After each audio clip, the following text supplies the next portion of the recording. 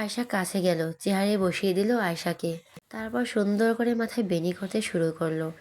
আশিক এসব আগে থেকে শিখে রেখেছিল।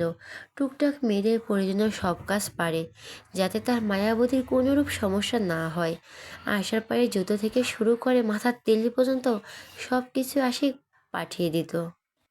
আকাশের কাছে লিস্ট দিত কি কি কিনতে হবে, আর সেই লিস্টের ছবি আকারে ফোনের মাধ্যমে চলে যেত সুদূরে দূরে আশিকের কাছে। আকাশ আর অন্য ব্যতীত অন্য কেউ এ কথা জানে না। আশিক লিস্টে থাকা সব কিছু নিজে হাতে কিনতো। দামি দামি তেল, যাতে তার প্রেয়সীর চুল লম্বা হয়। তার একদিন পর আকাশ আর অর্ণব এয়ারপোর্ট থেকে শুধু রিসিভ করে নিয়ে আসতো। বাড়ির বাকিরা জানতো আকাশ আর অর্ণব নিয়ে এসেছে। এভাবে আশিক তার প্রেয়সীর খেয়াল রেখেছিল দূর থেকে। এখন চোখের সামনে দেখতে পাচ্ছে, নিজের হাতে যত্ন করতে পারছে। বিনুনি করার মাঝেই আয়শা বলে উঠল, ভাইয়া বল, আপনি চুলও বেঁধে দিতে পারেন? কেন, তোর সমস্যা? না, কিন্তু আপনি এসব শিখলেন কিভাবে? কথা বললে ঘর থেকে বের করব। আমি কিভাবে শিখলাম এটা তোর না জানলেও চলবে। যারা আয়শা, সে তো আশিকের সাথে কথা বলতে চায়নি, তারপরও বলেছে। কিন্তু আশিকের এমন কথা শুনে মন খারাপ হলো। মনে মনে আবার বলল, আমি আর আপনার সাথে কথাই বলবো না। বিরিয়ানি করা শেষ হলে আয়শা কোনো কথা না বলেই হনহন করে বেরিয়ে গেল আশিকের ঘর থেকে। আশিক বুঝতে পারল না তার প্রেয়সীর কি হলো হঠাৎ করে। এদিকে গান শেষ হতে চারদিকে লাইট জ্বলে উঠল। সবাই আছে, শুধু তাদের মাঝে কেবল আয়েশা নেই। বাড়ির সবাই হাততালি দিল, নাচের প্রশংসা করলো। আয়েশা দূরে দাঁড়িয়ে আছে। ওর বান্ধবীরা ওর কাছে এসে বলল, কিরে তুই কখন নাচ ছেড়ে চলে গেলি? আবার ড্রেসও চেঞ্জ করা শেষ, আমাদের রেখে তুই একা একা চলে গেলি? ধুর, আমি কি চলে গেছি নাকি? তাহলে তোকে কেউ কোলে করে নিয়ে গেছে। তুই কি আমাদের পাগল ভাবেছিস? আরে আমি বলতে চাচ্ছি, আশিক ভাই আমাকে নিয়ে গেছে, আর উনি আমাকে এই ড্রেস পরতে বলেছে। আমি কি করব, ভয়ে পরে নিয়েছি। নূপুর, কি? তোর ভাই তোকে নিয়ে গেছে? আয়শা, হুম। নূপুর, তোরা একটা জিনিস লক্ষ্য করেছিস? সবাই অবাক হয়ে নূপুরের দিকে তাকিয়ে বলো, কি লক্ষ্য করব? নূপুর, আজকাল আশিক ভাই আয়শার খুব খেয়াল রাখছে। কি ঠিক বলেছিস নূপুর, আমার মাথায় এই কথাটা আগে আসেনি। আমি কেমন রহস্য রহস্য গন্ধ পাচ্ছি। সবাই আশার দিকে তাকিয়ে আছে। আয়শা, তোরা এভাবে আমার দিকে তাকিয়ে আছিস কেন? আমি কি করলাম? কথা, তুই সত্যি বলতো, তোরা কি রিলেশনে আছিস? আয়েশা চোখ দুটো বড় বড় করে ফেললো। কি বলছিস তোরা? উনি তো আমাকে দেখতেই পারে না, সব সময় আমার সাথে কেমন ব্যবহার করে। একটু আগে যখন আমার চুলে বেনুনি করে দিচ্ছিল, আমি শুধু বলেছি, আপনি বেনি করা শিখলেন কোথা থেকে? ওনার সোজা উত্তর, তোকে বলবো কেন? চুমকি, কি বলিস তুই? তোর চুল বেঁধে দিছে? আয়শা, হুম। কেন? চুমকি, আয়শা তুই কি আসলেই বোকা? আয়শা, কেন? বোকা হতে যাব কেন? নূপুর, তোর আশিক ভাই তোকে ভালোবাসে, এটা তুই বুঝতে পারিসনি? আয়েশা, কি? উনি আমাকে ভালোবাসে? কই, উনি তো আমাকে বলেননি। কথা, তুই কি আসলেই বোকা আয়েশা? সব কথা বলা লাগে না, কিছু বুঝে নিতে হয়। তোর প্রতি ভাইয়ের যে কেয়ার, যত্ন, অস্বাভাবিক আচরণ, এসব বলে দেয় ভাইয়া তোর প্রতি কতটা দুর্বল, আর তোকে কত ভালোবাসে। ওদের কথায় আয়েশাও ভাবুক হয়ে ভাবছে, আজ পর্যন্ত যত বিপদ হয়েছে সবার আগে আশিক ছুটে যায়। আয়েশা, কিন্তু উনি তো আমাকে বকা দেন সব সময়। নূপুর, ভালোবাসে বলে অধিকার দেখায়। সেদিন কলেজে তুই পরে ব্যথা পেয়েছিলি, মনে আছে? সেদিন তো আমরা ভেবেছিলাম তোকে কোনো পানিশমেন্ট দিবে, কিন্তু কি হলো? উল্টো তোকে কিছু না বলে ওষুধ লাগিয়ে নিয়ে আসলো। এরপরে তুই বুঝবি না? আয়েশা ওদের কথায় চিন্তিত হয়ে গেল। আয়েশা, কিন্তু আমি তো বুঝতে পারছি না। চুমকি, কালকেই বুঝতে পারবি। সবাই বলল, কিভাবে? চুমকি, কালকে অন্তঃপুর গায়ে হলুদ, আমরা সবাই শাড়ি পরবো। ভাইয়ার রিয়াকশন দেখলেই বুঝতে পারবি। সবাই মত দিল। আয়শার মনের মধ্যে ধুকপুক করছে, কালকে কি ঘটে তাই দেখার জন্য। সারা রাত ধরে আয়শা শুধু ভেবেই চলছে কাল কি হবে। ভাবতে ভাবতেই ঘুমিয়ে গেল। সকাল সকাল সবাই উঠে কাজে লেগে গেল। আজকে অন্তুর গায়ে হলুদ। এই অনুষ্ঠানটি বিয়ের এক গুরুত্বপূর্ণ অংশ মনে করে থাকে সকল মানুষ। বরের গায়ে ছোঁয়ানো হলুদ দিয়ে বউকে গায়ে হলুদ দেওয়া হয়। বেলা 10টা বাজে, তখনই রেহানের বাড়ি থেকে তার চাচাতো মামাতো ভাই বোনেরা এসেছে হলুদ নিয়ে। তার মধ্যে আছে রেহানের চাচাতো ভাই মোবারক। সবাই মিলে বাড়ির ভিতরে আসলো। বাড়ির মহিলারা তাদের সাদরে আপ্যায়ন করলো। করতে দিল। এদিকে সবাই গায়ে হলুদের জন্য প্রস্তুত হচ্ছে। এখন হলুদ মাখিয়ে গোসল করানো হবে। আয়শার মন খারাপ হয়ে গেল। সেদিন তো আশিকের জন্য আয়শার শপিং করা হয়নি, এখন সে কি পরবে? কেঁদে দিবে এমন অবস্থা। আলমারি খুলে ফেললো, যদি কিছু ভালো লাগে সেটাই পরবে। তখন দেখতে পেল আলমারির ভিতর দুইটি শপিং ব্যাগ। অবাক করে বলল, এটা কার? খাটের উপর নিয়ে গেল। কি আছে দেখার জন্য। যেখানে একটি ব্যাগের ভিতর চিরকুটে লেখা আছে গায়ে হলুদের জন্য, অন্যটায় লেখা আছে বিয়ের জন্য। খুলে দেখে গায়ে হলুদের নীল কালার কুর্তি, যা দেখে আয়েশার মুখে হয়ে গেল। সিম্পল ডিজাইন, তবে এত সুন্দর আগে কখনো দেখিনি। তবে অবাক হওয়ার বিষয়, গায়ে হলুদের সবাই হলুদ জামা পরে, আর এটা তো নীল। হয়তো ভুল করে বিয়ের শপিং ব্যাগের সাথে গায়ে হলুদের কাপড় পাল্টে গেছে। মনে করে অন্য শপিং ব্যাগ বের করলো, যেটাই আসা বিস্ময় ঠোঁটের সাথে সাথে চোখও বড় বড় হয়ে গেল। এটা তো সেদিন মার্কেট করতে গিয়ে আমি দেখেছিলাম, আমার অনেক পছন্দ হয়েছিল। কাউকে বলার আগেই তো উনি আমাকে টেনে বাইরে নিয়ে আসলো। তাহলে এটা কে কিনলো? ভাবনার মাঝে তার বান্ধবীরা বাইরে থেকে আসলো। নূপুর, কি রে, কি এখনো হয়নি? কতক্ষণ লাগবে, তাড়াতাড়ি চল। আয়শার হাতে জামা দেখে সবাই বলো, আরে এ তো সুন্দর জামা। জামা রেখে বলছিস তোর কিছু নেই? মন খারাপ করে বসে আছিস? আয়শা, ছিল না। আলমারি খুলে দেখে এসব। আমি জানি না কে রেখেছে।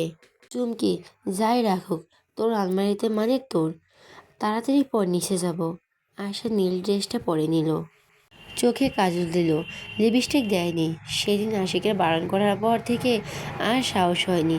অল্প সেজে চলে গেল। ঘর থেকে বের হতেই দেখে গেল শুভ আর সিয়াম দাঁড়িয়ে আছে নীলের সাথে, হয়তো ছাদে যাবে। চুমকি, এই তোরা দুইটা কোথায় থাকিস, দেখাই যায় না? শুভ, আর বলিস না।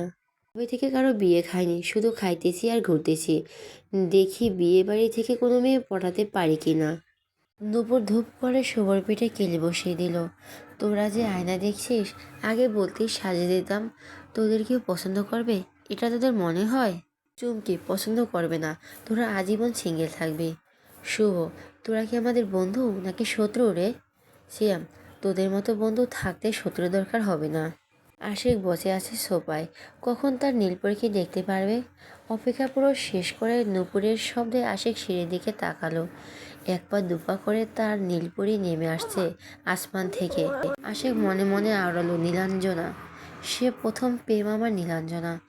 আশিক চোখ ফিরে নিল আয়শা তাকাতেই। আয়শা দেখে আশিক সোফায় বসে আছে নীল শার্ট পরে, চুলগুলো সামনে পিছনে ঢেউ খেলে যাচ্ছে। নূপুর, আমার মনে হয় আশিক ভাইয়া তোকে এই ড্রেস কিনে দিয়েছে, এই জন্য তোর জন্য নীল শার্ট পরে তোর জন্য অপেক্ষা করছে।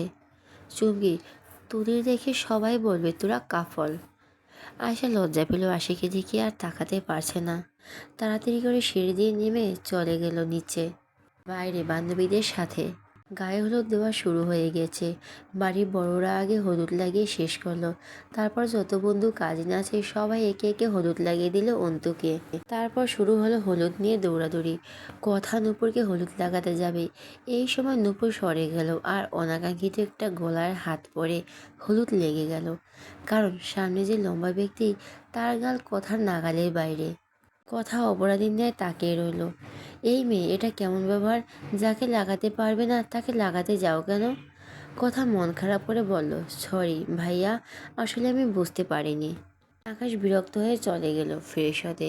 এইদিকে নূপুর কথার ভয়ে দৌড়াতে দৌড়াতে একজনকে ধাক্কা মেরে তার সাথে সাথে নিজেও পড়ে গেল তার উপর। কে রে বলে তাকাতে সেই হারিয়ে যাওয়া মেয়েটাকে দেখতে পেল। সেদিন যার সাথে কলেজে ধাক্কা খেয়েছিল, সেদিন ধাক্কা খেয়ে সারা রাত ঘুমাতে পারেনি, কল্পনায় করে গেছে। এক দেখায় মন চুরি করে নিয়েছে এই মেয়ে। নামটা পর্যন্ত জানতেন না, অথচ তাকে দেখার জন্য পরে কলেজের বাইরে দাঁড়িয়ে থাকতো, কিন্তু দেখা মেলেনি। হঠাৎ করে কোথা থেকে হলুদ পরি হয়ে এসে শুয়ে দিল তাকে। নূপুর, কি হলো, ভ্যাবলার মতো তাকিয়ে আছেন কেন? উঠুন, কনে শোনেন না কানে? আদর, হ্যাঁ। নূপুর, আসলে দৌড়াতে গিয়ে পড়ে গেছি, কিছু মনে করবেন না। আদর, না না, কিছু মনে করিনি। বিড়বিড় করে বলল, তুই চাইলে সারা জীবন এভাবেই থাকতে পারো। নূপুর, কিছু বললেন? আদর, না কিছু না। নূপুর আদরকে টেনে তুলল। এদিকে কথা নূপুরের কাণ্ড দেখে হাসতে হাসতে এক বসে থাকা ব্যক্তির কাছে চলে এসেছে চুমকি। সেখানেও হাসতে হাসতে বসে থাকা ব্যক্তিটির পিঠে থাপড়াতে থাপড়াতে হলুদের বিশাল পাত্র ফেলে দিয়েছে। কোন শয়তানের বলে উঠে দাঁড়ালো। তো অর্ণব বসে বসে বড় একটা পাত্রে হলুদ মেশাচ্ছে। এটা দিয়ে অন্তুকে গোসল করানো হবে তাই। চুমকিকে দেখে অর্ণব মাথা গরম হয়ে গেল। মনে মনে বলল, এইবার তোমাকে বাগে পেয়েছি। তোমাকে তো আমি আজকে এই পানিতে চুবাবো। যেই ভাবা অমনি কাজ। অর্ণবের এই অবস্থা দেখে চুমকি আর হাসি থামাতে পারছে না। এ কি দাদু, আপনার শরীরে একটুও জোর নাই? দেখছি আমার মতো সামান্য এক পিঁপড়ের ঠেলা খেয়ে পড়ে গেলেন। অর্ণব চুমকির হাত ধরে টান দিতেই হলুদে মেশানো পানিতে ফেলে দিল আর নিজেও উঠে গেল। এখন দাঁড়িয়ে দাঁড়িয়ে অর্ণব হাসছে। এখন কেমন লাগে? অনেক জ্বালিয়েছ আমাকে। চুমকি ভাবতে পারিনি তার সাথে এমন ঘটবে। পানি থেকে উঠে তেড়ে গেল অর্ণবের দিকে। তখনই অনুভব করলো উল্টো যাওয়া ভিজে যাওয়ার শরীরে প্রায় অনেক অংশ বোঝা যাচ্ছে। সাথে সাথে দুই হাত বুকের উপর দিয়ে জড়সড় হয়ে দাঁড়ালো। এটা তার সম্মানের বিষয়। হঠাৎ করে তেড়ে আসা চুমকি থেমে যাওয়া অর্ণব কিছু বুঝতে পারল না। চুমকির অবস্থা বুঝতে না পেরে একবার পা থেকে মাথা পর্যন্ত পরক করে নিতেই বুঝতে পারল বিষয়টা। অর্ণবের সাথে সাথে নিজের কালো শার্ট খুলে চুমকির গায়ে এসে জড়িয়ে দিল। চুমকি নিচের দিকে তাকিয়ে আছে, চোখ দিয়ে পানি পড়ছে। অর্ণবের খারাপ লাগলো। যাও ফ্রেশ হয়ে নাও। সাথে সাথে চুমকি দৌড় দিল। অন্যদিকে আসা ছোট্ট একটা জগে করে হলুদ পানি নিয়ে শুভর পিছনে তাড়া করেছে। দৌড়াতে দৌড়াতে সামনে একজনকে দেখে শুভ সরে গেল আর পানি ভর্তি জগ গিয়ে ধরা দিল এক ছেলের মাথায়। আশা পানি দিতে গিয়ে পানির সাথে সাথে মগ চলে গেছে। মাথায় জগ নিয়ে দাঁড়িয়ে আছে রেহান আর চাচাতো ভাই মোবারক। আয়শাকে দেখে মোবারক বলল, আপনি বইয়ের কি হন? ভয়ে ভয়ে বলল, বোন। কেন? তাহলে বেআইন সাহেব মজা করতেই পারেন, সমস্যা নেই। তবে আমিও কম না, দাঁড়ান। বেআইন সাহেব, আমিও কিছু পানি দিই, আপনি একা দিবেন কেন? আয়শার সাথে সাথে দৌড় দিল। পিছন পিছন মোবারক দৌড়াতে লাগলো। আরে বেআইন সাহেব, আপনি কি দৌড় প্রতিযোগিতা নাকি? এত জোরে দৌড়ান কিভাবে? আয়শা থামছে না। কি মনে হয় একে একে সবাই ধাক্কা খেলো, আর আয়শা কিভাবে বাদ যাবে এই বিশেষ দিনে? উষ্ট্রাবতীর নাম যেহেতু, উষ্ট্রা তো তার প্রাপ্য অধিকার। পায়ের সাথে কিছু একটা লেগে সোজা গিয়ে পড়লো আশিকের কোলের উপর। আশিক বাইরে দাঁড়িয়েছিল যাতে তার নীলাঞ্জনার উপর নজর রাখতে পারে। হঠাৎ একটা কল আসে একটু দূরে এসেছে, বলে ফোনে কথা বলছে। আশিক কোলের দিকে তাকিয়ে দেখে তার নীলাঞ্জনার চোখ বন্ধ করে আছে। মনে মনে বলো, এই জন্যই বলে যদি থাকে নছিবে আপনা আপনি আসিবে। কিন্তু হঠাৎ করে আয়েশার এমন আগমন স্বাভাবিক লাগলো না। আশা তো পুরো দিকে আশিকের শার্ট দুহাত দিয়ে খামচে ধরেছে। আশিক, কি হয়েছে তোর? কেউ কিছু বলেছে? দৌড়াচ্ছিস কেন? তখন মোবারক আসলো। এ কি বিআইন সাহেব, আপনি তো ভীতু, উঠে আসুন। আশা পড়ে গেছে দেখে তাড়াতাড়ি আসলো।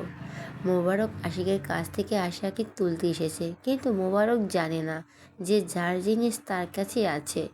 মোবারকের কথা শুনতে পেয়ে আয়শা আশিকের বুকে ভিতরে করে আরও ঢুকে পড়ল। আয়শা মনে করেছে মোবারক সত্যি সত্যি তাকে পানি দেবে। মোবারককে দেখে আয়শার ভয় পাওয়ার আশিকের বুকের ভিতর ধুক করে উঠল। তার নীলাঞ্জনার কি হলো? সে ভয় পাচ্ছে কেন? মোবারক, আরে বেআইন সাহেব উঠুন, আমি সাহায্য করছি বলে আয়শার হাত ধরতে যাবে, তখনই আশিক মোবারকের এক হাত ধরে ফেলেছে। How dare you touch my heart? তোর কলিজা কত বড় যে তুই ওকে ছোঁয়ার ক্ষমতা দেখাস? সাহস আছে বলতে হবে। মোবারক, আরে আপনি ভুল করেছেন, উনি তো আপনার উপরে পড়ে গেল, তাই আমি তুলতে যাচ্ছি। আশিক, অন্যের বিষয় নাক গলাতে আসবেন না, পরে দেখা যাবে খাবারের গন্ধ পাওয়ার জন্য আর নাকটাই পেলেন না। আশিক ঠান্ডা মস্তিষ্কে একটা ওয়ার্নিং দিয়ে দিল। আয়েশাকে কোলে করে নিয়ে গেল আর মোবারক দাঁড়িয়ে দাঁড়িয়ে ভাবছে, কি হলো কিছুই তো বুঝতে পারলাম না। আশিক নিজের ঘরে গিয়ে গেল, তার নীলাঞ্জনাকে নামিয়ে দিয়ে জিজ্ঞেস করলো, কি হয়েছে? ওই ছেলে কিছু বলেছে? আয়শা তখন ঘরের মধ্যে ছিল, সে নিজের কানে বিশ্বাস করতে পারছে না। তখন আশিক আয়শাকে হৃদয় বলে সমাধান করলো। আয়শা নিশ্চিত হয়েছে সে আশিকও ওকে ভালোবাসে। আয়শার মনে লাড্ডু ফুটেছে। কি হলো উত্তর দে। আয়শা আশিকের দিকে তাকাতেই দেখতে পেল আশিকের চোখ রক্তে লাল হয়ে গেছে। আশা ভয় পেয়ে গেল। এ কি, আপনার চোখ এরকম লাল হলো কি করে? আপনি বসুন, আমি ওষুধ নিয়ে আসছি। স্টপ, আগে আমার উত্তর দে তুই। ওই ছেলে তোর সাথে বাজে ব্যবহার করছিল?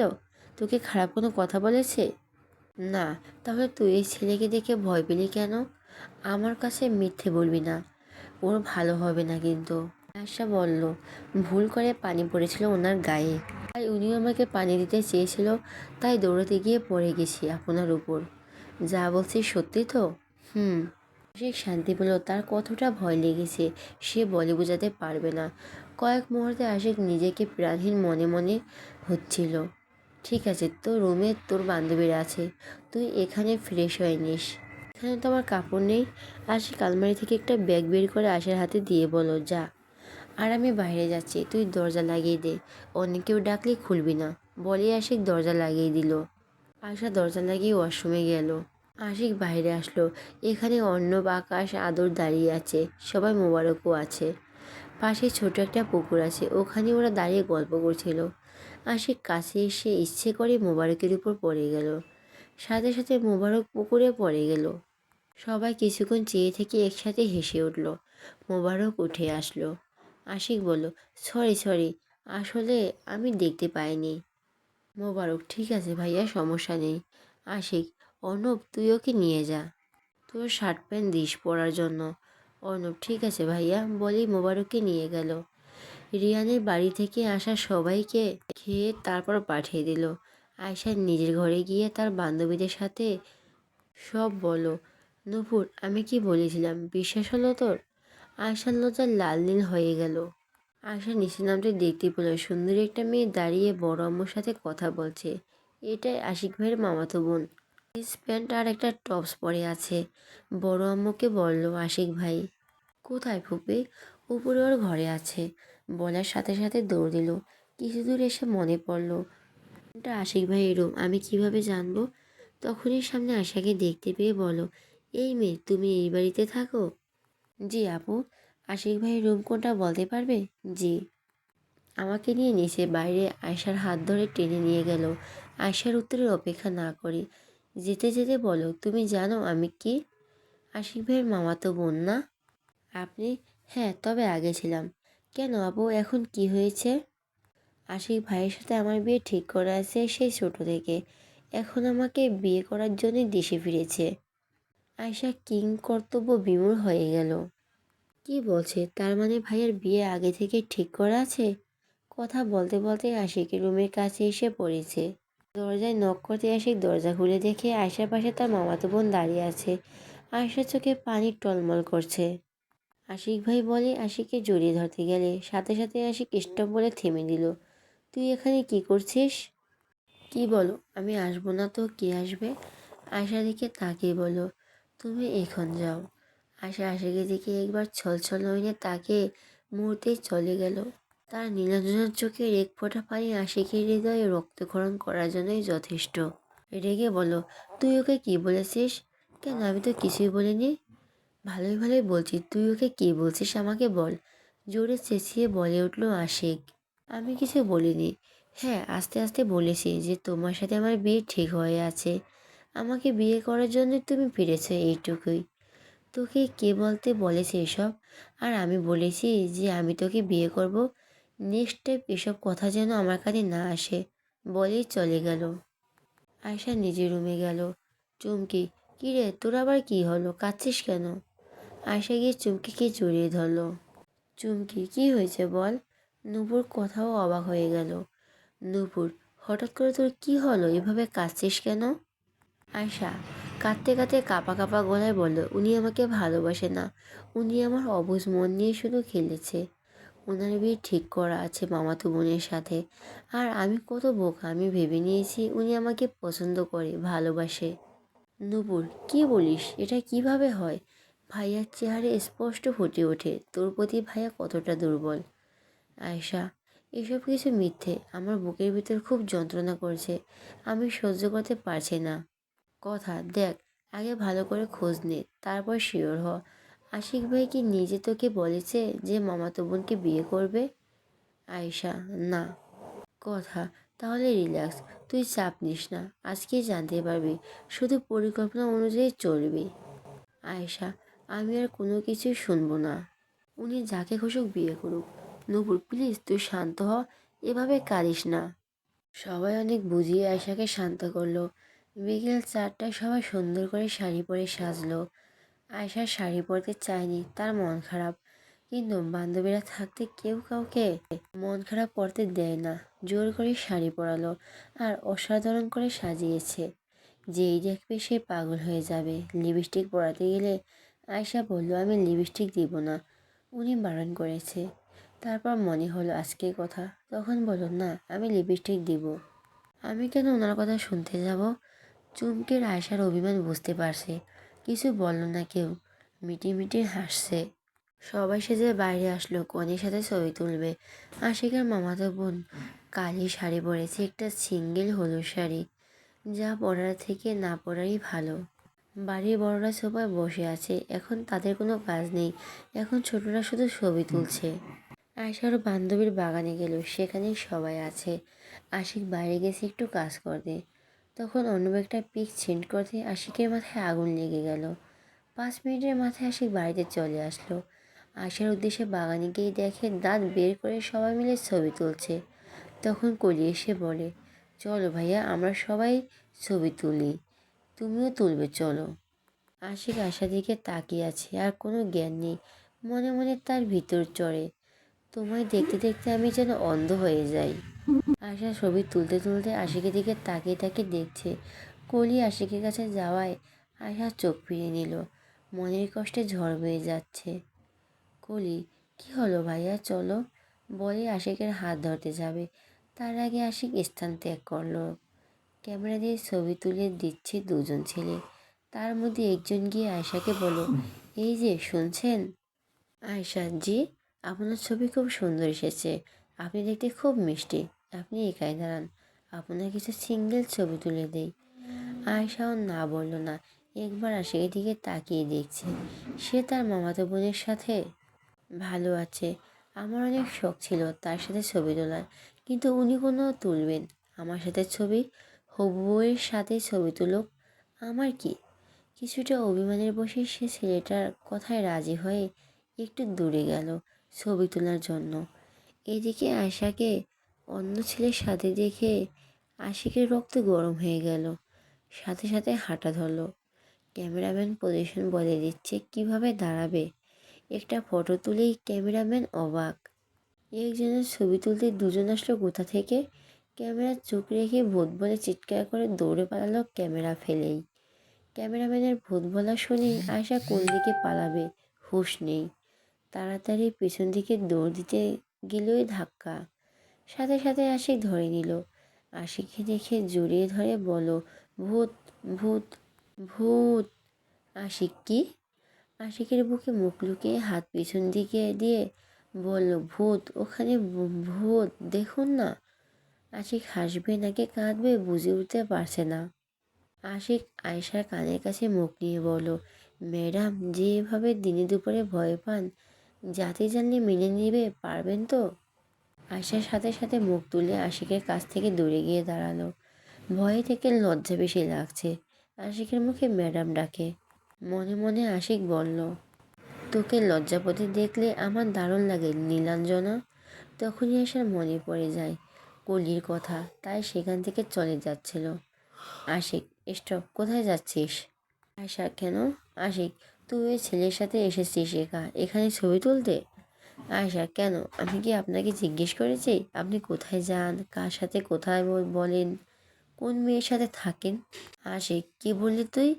আয়শা, ভুল কিছু বলেছি বলে আমার মনে হয় না। আপনি সব সময় আমি কি করি না করি তাই জিজ্ঞেস করেন। এটা করা যাবে না, ওটা করা যাবে না, আর আপনি এখানে কেন? যান, আপনার হবু বউ খুঁজছে আপনাকে। অভিমানের বসে আজ ছোট আয়শার মুখে এত কথা শুনে আশিক রেগে গেল না, বরং খুশি হলো। ছোট মেয়েটা আজ তাকে নিয়ে কতটা জেলাস তার চোখে মুখে প্রকাশ পাচ্ছে। আশিক বর্তমান বলতে পারছে না কে খুঁজবে, তবে যার কাছে থাকা বেশি জরুরি আমার মনে হয় আমি তার কাছে আছি। আয়শা, কার জরুরি?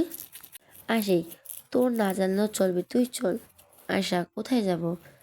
আশিক, এইসব পড়তে কে বলেছে তোকে? আশা, কেন? আমার ইচ্ছে হয়েছিল তাই পড়েছি। কাউকে বলতে হবে কেন? আশিক, তুই কি জেলে যেতে চাস? আয়শা, কেন জেলে যাব কেন? আশিক, বিনা অপরাধে কারো নিষ্পাপ মনকে খুন করা দায়ে তোকে যাবজ্জীবন কারাদণ্ড দেওয়া হবে। ভবিষ্যতে সব শাড়ি টাড়ি পরবি না, তোকে দেখতে বিচ্ছিরি লাগে। আমার মনে হয় তুই আয়না দেখিসনি। এই ঠোঁটে সব কি বাজে জিনিস দিয়েছিস, দেখতে কতটা খারাপ লাগছে জানিস, রাক্ষসীদের মতো একেবারে।